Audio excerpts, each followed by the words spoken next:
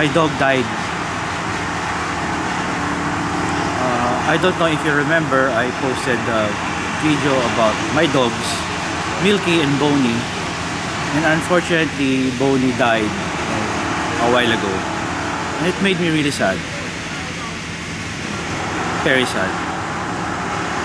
And I could imagine that it would make Milky very sad as well. So what I did was I tried to look for another dog, and thankfully enough, soon enough we were able to find another one, a young puppy, as you can see there.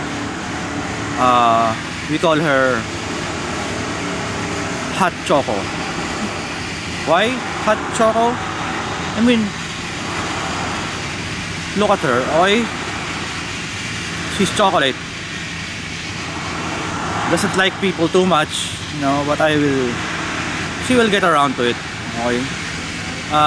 Main purpose really of getting another dog is to, well, make Milky feel less sad, because we've been noticing Milky, as you can see there, she looks very sad. So to give her a companion, we got another one. Of course, it made me sad as well, so I wanted another one, because I like dogs.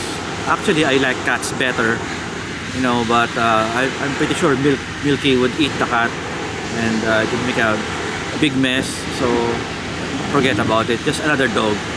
And the great thing about this is Milky seems to have adopted Hot Choco very quickly. Oh no, the other way around.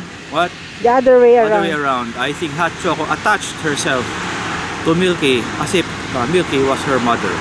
So that's a pretty good sign, you know. So well, I guess that's it for now. Hopefully I will make more videos in the future about the dogs, especially Hot Choco as she grows up.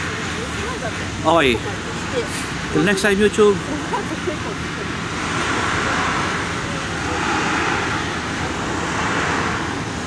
Bye bye.